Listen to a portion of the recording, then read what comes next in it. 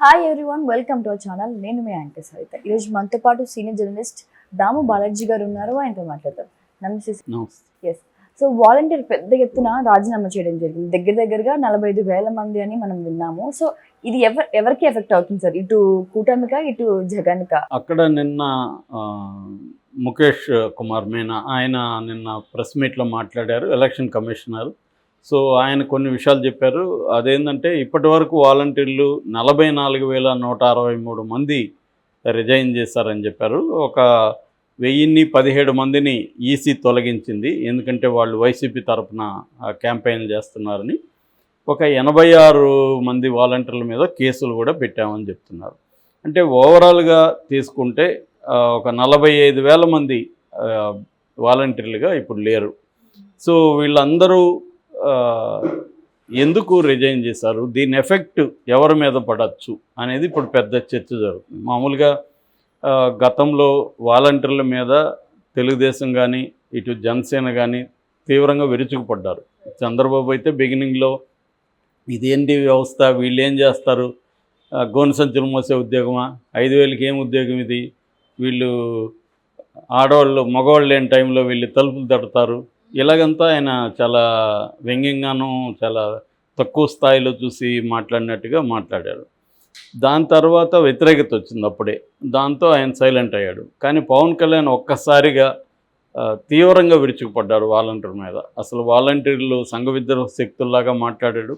వాలంటీర్ల ఈ అమ్మాయిలో 33,000 మంది మిస్ అయ్యారని, ఆ 33,000 మంది మిస్సింగ్కి వాలంటీర్లే కారణమని, ఈ డేటా అంతా తీసుకెళ్ళి సంఘ విద్రోహ శక్తులకు ఇస్తున్నారు, కొంతమంది అబ్బాయిలు వాలంటీర్లు ట్రాప్ చేస్తున్నారని అతను పబ్లిక్గానే అటాక్ చేశాడు. దాంతో మీడియా ఒక్కసారి తెలుగుదేశానికి సంబంధించిన మీడియా ఎక్కడ ఏది జరిగినా వాలంటీర్ హత్య చేశాడు, వాలంటీర్ రేప్ చేశాడు, వాలంటీర్ దొంగతనం చేశాడు, ఇదే హైలైట్ రోజు. అంటే మొత్తం తెలుగుదేశం మీడియా, జనసేన, చంద్రబాబు అందరూ కలిసి వాలంటీర్లని ఒక విలన్స్ లాగా చిత్రీకరించడం, వాలంటీర్ వ్యవస్థని వ్యతిరేకించడం అనేది చేశారు. నిజానికి గ్రౌండ్ రియాలిటీ ఏంటి? గ్రౌండ్ రియాలిటీ ప్రతి వ్యవస్థలో ఉన్నట్టే వాలంటీర్లో కూడా మంచి చెడు అనేవి రెండు ఉంటాయి. డాక్టర్లలో అందరూ మంచోళ్ళు అని చెప్పలేము, లాయర్లు అందరూ మంచోళ్ళు అని, టీచర్లు అందరూ మంచోళ్ళు అని, జర్నలిస్టులు మనమంతా మంచోళ్ళు అని చెప్పలేము. ప్రతి ఒక్కరిలో కొన్ని లోపాలు ఉంటాయి. ప్రతి వ్యవస్థలో కొంతమంది బ్యాడ్ యాపిల్స్ అంటారు, మామూలుగా రాటన్ యాపిల్స్, అవి ఉంటాయి. అంత మాత్రాన ఆ వ్యవస్థని పక్కన పెట్టేయాలని ఎవరు అనరు. ఎందుకంటే బేసిక్గా ఆ వ్యవస్థ ప్రజలకు ఉపయోగపడుతుంది. గవర్నమెంట్ పథకాలని ప్రజలకు అందజేయడంలో ఆ వ్యవస్థ బాగా పనిచేస్తుంది. ముఖ్యంగా కరోనా టైంలో చాలా ఎఫిషియెంట్గా అది పనిచేసింది. ముఖ్యంగా టెస్టులు చేసుకోవడానికి కానీ, ఇంటింటికి వెళ్ళి మెడికల్ చెకప్ చేయడం, అప్పట్లో కలవడానికి కూడా మనం క్లోజ్ ఫ్రెండ్స్ కూడా కలిసేవాళ్ళం కాదు, బంధువులు కూడా కలిసేవాళ్ళు కాదు. అటువంటి స్థితిలో కూడా వీళ్ళు రిస్క్ తీసుకొని మెడికల్గా వెళ్ళి వాళ్ళకి కావాల్సిన మెడిసిన్స్ ఇవ్వడం కావచ్చు, టెస్టులు చేయించడం, ఇవన్నీ చేశారు. సో అందువల్ల వాలంటీర్కి మంచి పాజిటివ్ ఫీడ్బ్యాక్ వచ్చింది. దాన్ని వీళ్ళు అటాక్ చేశారు. దాంతో వాలంటీర్లలో ఒక వ్యతిరేకత బాగా పెరిగింది. అయితే వీళ్ళు ఎందుకు అటాక్ చేశారు, వీళ్ళకేదో రీజన్ ఉండాలిగా, ఎందుకు అటాక్ చేశారు అనుకున్నప్పుడు ఈ వాలంటీర్లు అందరూ వైసీపీ కార్యకర్తలు, వైసీపీకి ఉపయోగపడతారు. రేపు పొద్దున వీళ్ళ దగ్గర ఎవరి 50 ఇండ్లకి ఒక వాలంటీర్ ఉంటారు కాబట్టి ఆ 50 ఇండ్ల మీద ఎంతో కొంత ఇన్ఫ్లుయెన్స్ ఉంటుంది. అట్లాగే 50 ఇండ్లకు సంబంధించిన డేటా వీళ్ళ దగ్గర ఉంటుంది. దీని ద్వారా జగన్ దగ్గర ఒక కాంక్రీట్ డేటా ఉంటుంది. అట్లాగే 50 ఇండ్ల మీద పట్టు ఉంటుంది. రేపు పొద్దున ఎలక్షన్లో మనకి పెద్ద ఎత్తున ఇది నష్టం చేకూరుస్తుంది అనేది వీళ్ళ భావన. వీళ్ళ భావనలో వాస్తవం ఉంది. మొత్తం కార్యకర్తలైనా కాకపోయినా మెజారిటీ అయితే వైసీపీకి అనుకూలంగా పనిచేస్తారు. ఇన్ఫ్లుయెన్స్ కూడా ఉంటుంది ఎంతో కొంత. వీళ్ళు చెప్పినంత మాత్రాన 50 మంది వెళ్ళి ఓట్లు వేయరు, కానీ ఎంతో కొంత ఇన్ఫ్లుయెన్స్ ఉంటుంది. రెండోది ఎవరికి ఓటు అయిపోతున్నారు, ఇవన్నీ కూడా డేటా జగన్కి అందుతుంది.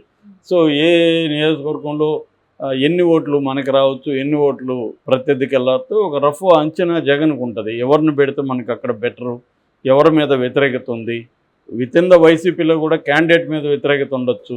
అలాగే వాలంటీర్లు ఆ రిపోర్ట్లన్నీ ఇస్తారు. సో ఆ రకంగా కూడా హెల్ప్ అయ్యేది. ఇదంతా వాళ్ళకి అర్థమైంది. కానీ వాళ్ళు ఎంచుకున్న పద్ధతి, దీన్ని ఎలా డీల్ చేయాలో నాకు తెలిసి వాళ్ళకి కన్ఫ్యూజన్ ఉంది, క్లారిటీ లేదు. నిజంగా కూడా అదే ఎలా డీల్ చేయాలి, వ్యవస్థ ఏమో వీళ్ళకి ఇబ్బంది, కానీ వ్యవస్థ ప్రజలకు హెల్ప్ అవుతుంది. దాన్ని ఎలా ప్రజల్లో వ్యతిరేకతను ఎలా తీసుకురావాలి, అందుకని ఈ మెథడ్ ఎంచుకున్నారు. కానీ అది బూమరాంగ్ అయింది.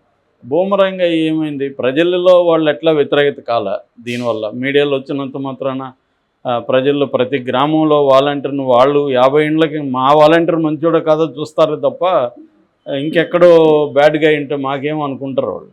మా వాలంటీర్ మంచోడా కాదనేది వాళ్ళకి తెలుసు. రెండోది 50 ఇండ్లకి ఒక వాలంటీర్ ఉన్నప్పుడు వాడు బ్యాడ్గా ఉంటే 50 ఇండ్ల వాళ్ళు ఎందుకు గమ్మున ఉంటారు? అందరికి తెలిసినోడే కదా ఉంటాడు. వాడు లోకల్లో 50 ఇండ్లు అంటే రోజు వాడి ముఖం వీళ్ళ ముఖం వాళ్ళు చూడాలి. వాడు బ్యాడ్గా ఉంటే కొంతవరకు సహిస్తారు, ఆ తర్వాత సహించరు కదా వీళ్ళు కూడా. ఏంట్రా నువ్వు వద్దని తీసేయడానికి వాళ్ళు 50 మంది ట్రై చేస్తారు కదా. అందువల్ల వీళ్ళది బూమరాంగ్ అయింది. వీళ్ళకి కూడా ఇంక వేరే మార్గం కనిపించలేదు నాకు తెలిసి. ఈ పవన్ కూడా అటాక్ చేసినా కూడా తేలిపోయింది. ఎందుకంటే మిస్సింగ్ అయిన వాళ్ళందరూ ట్రాఫికింగ్ వెళ్ళరు. ట్రాఫికింగ్ వేరు, మిస్సింగ్ వేరు. మిస్సింగ్ అంటే ఇప్పుడు ఒక అమ్మాయి ఒక అబ్బాయిని లవ్ చేసి బయటకు వెళ్తే కూడా వాళ్ళ అమ్మ నాన్న వచ్చి కంప్లైంట్ ఇస్తే పోలీసులు మిస్సింగ్ అని రాసుకుంటారు. ఆ అమ్మాయి ట్రాఫికింగ్కి వెళ్ళలే, ఎవరినో లవ్ చేసి వెళ్ళింది. కాబట్టి ట్రాఫికింగ్ వెళ్ళే వాళ్ళ సంఖ్య కొంతవరకు తక్కువ ఉంటుంది. రెండోది ఏంది, మన దేశంలో అన్ని రాష్ట్రాల్లో కూడా ఈ సమస్య ఉంటుంది. కాబట్టి ఇది ఆ రకంగా మిస్సింగ్ కేసుల విషయంలో కూడా ఆంధ్రప్రదేశ్ 7, 8, 9 ఉంది లిస్టులో. నేను ఆ మధ్య కూడా చెప్పాను, నాకు కరెక్ట్గా ఇప్పుడు గుర్తులేదు. కానీ మొత్తానికి కింది ఆంధ్రప్రదేశ్ కంటే ఎక్కువ రాష్ట్రాలు ఉన్నాయి. మరి అక్కడ ఎవరు కారణం? వాలంటీర్లు అక్కడ లేరు కదా. కాబట్టి ఇక్కడ ఏంటంటే అది వేరు ఇది వేరు. వాలంటీర్లకి వల్ల వీళ్ళు అయ్యారనే ఈయన దగ్గర డేటా లేదు. పోలీసులు డీజీపీ అడిగారు ఆయన్ని డేటా ఇమ్మని పవన్ కళ్యాణ్ని. నాకు కేంద్ర నిఘా సంస్థలు ఇచ్చాయన్నాడు. ఆ డేటా బయట పెట్టలేదు. డేటా బయట పెట్టకుండా నోటికి వచ్చిన ఆరోపణ చేస్తే ఎవరు కూడా నమ్మరు. అలాగే బూమరాంగ్ అయినాక మళ్ళీ ఇద్దరు మార్చుకున్నారు. పవన్ కళ్యాణ్ నేను అలాగనలేదు ఇలాగనలేదని, నేను ఇంకా వైసీపీ వాళ్ళ మీద అన్నాను, మీ మీద నాకేం కోపం, మేము ఇచ్చేవాళ్ళమే కానీ మేము మీ కడుపు కొట్టేవాళ్ళం కాదు. ఈ ప్లేట్ ఫిరాయిస్తే కూడా కుదరదు. ఇప్పుడు ఇవాళ సోషల్ మీడియా ఉంటుంది, అప్పుడేం వీడియో పెట్టాడు ఇప్పుడేం వీడియో చెప్తున్నాడని రెండు పక్కన పెట్టి దాన్ని వీలుంటే ఇంకొంత మసాలా ఎడిట్ చేసి వేస్తున్నారు. కాబట్టి ఇవాళ తప్పించుకోవడానికి లేదు, నేను అట్టనలేదు అంటే కుదరదు. సో అది ప్రాబ్లం అన్నమాట వీళ్ళకి. సో ఇప్పుడు ఏమైంది, వాలంటీర్ల వ్యవస్థను ఎన్నికలకు దూరం చేయాలని సిటిజన్స్ ఫర్ డెమోక్రసీ అనే ఒక సంస్థ కోర్టుకి వెళ్ళింది. అంటే హైకోర్టు నుంచి ఇక్కడ హైకోర్టు, ఢిల్లీ హైకోర్టు, సుప్రీంకోర్టుకి వెళ్ళింది. కోర్టుల్లో వీళ్ళకి అనుకూలంగా రాలేదు, ఎందుకంటే ఎలక్షన్ కమిషన్కి వదిలేసింది కోర్టు.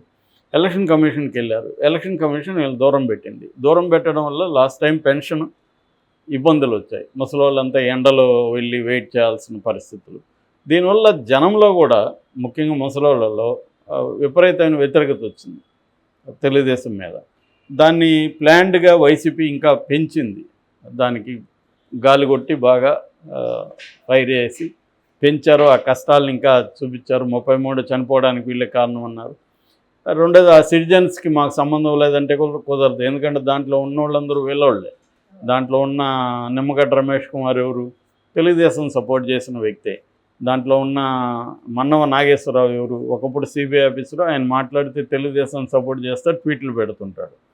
సో కాబట్టి ఇలాగా ఇంకా వేరే వాళ్ళ పేర్లు నాకు గుర్తులేవు, జడ్జెస్ ఇలా ఉన్నారు, సుబ్రహ్మణ్యం ఇలాంటి వాళ్ళు ఉన్నారు. ఏదైనా వైసీపీకి యాంటీగా ఉండి తెలుగుదేశానికి ప్రోగా ఉన్నోళ్ళే అది పెట్టారు. సో క్లియర్గా ఇది చంద్రబాబే జయించాడు, చంద్రబాబు ఇలాంటివి చాలా చేస్తుంటాడు అనే దాన్ని వీళ్ళు తీసుకెళ్లారు. సో ఈ క్రమంలో ఇప్పుడు జగన్ ముందుగానే ఒక ప్లాన్ వేసుకున్నాడు. అదేంటంటే ఎన్నికల టైంలో వాలంటీర్లు రిజైన్ చేసేసారనుకో, అప్పుడు మళ్ళీ వాలంటీర్ల మీద కంట్రోల్ ఉండదు. రేపు పొద్దున వాళ్ళని బూత్ ఏజెంట్లుగా పెట్టుకుంటాడు జగన్.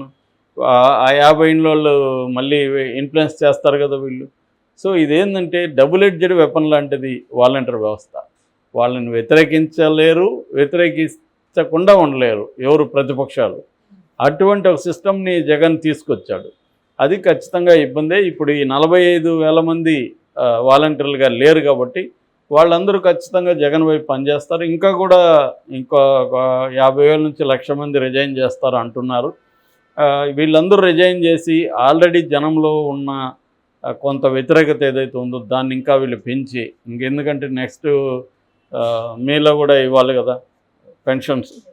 సో వీళ్ళు కావాలని ఇప్పుడు ఏం చేస్తారు, జగన్ గవర్నమెంట్ జగన్ కంట్రోల్లో లేదనుకోండి, అయినా కూడా వీళ్ళ ఎంత చేసినా కూడా వాలంటీర్లతో అలవాటు అయిపోయింది.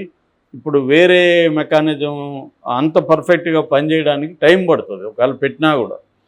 సో కాబట్టి ఖచ్చితంగా సమస్యలు వస్తాయి. ఆ సమస్యలను వీళ్ళు బ్లోఅప్ చేస్తారు వైసీపీ వాళ్ళు. సో ఆ రకంగా తెలుగుదేశానికి ఖచ్చితంగా ఇది ఇబ్బందికరమైన అంశాల్లో ఒకటి.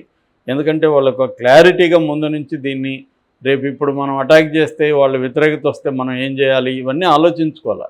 అటాక్ చేసేసారు, తెలుగుదేశం మీడియా దాన్ని ఇంకా బ్లోఅప్ చేసేసింది. ఏదైనా ఎక్స్ట్రీమ్కి తీసుకెళ్ళిపోతుంది మీడియా ఇవాళ. రెండు వైపులు కూడా మీడియాకు ఉండే సమస్య, ఒక్కోసారి మీడియా వాళ్ళకి ప్లస్ అవుతుంది, ఒకసారి మైనస్ కూడా అవుతుంది. ఎక్కువ చేసేసి దాన్ని అది ఎఫెక్ట్ పోతుంది అన్నమాట. ఎప్పుడైనా బ్యాలెన్స్డ్గా ఉంటే ఎవరైనా నమ్ముతారు, కానీ నువ్వు రోజు అదే పనిగా నీ మీద నేను అందరికి చాడీలు ఆఫీస్లో చెప్తా ఉంటే నమ్మడం మానేస్తారు. వీడింతేలా రోజు చెప్తుంటాడు. అంతే. సో అదే జరుగుతుంది అన్నమాట. Thank you.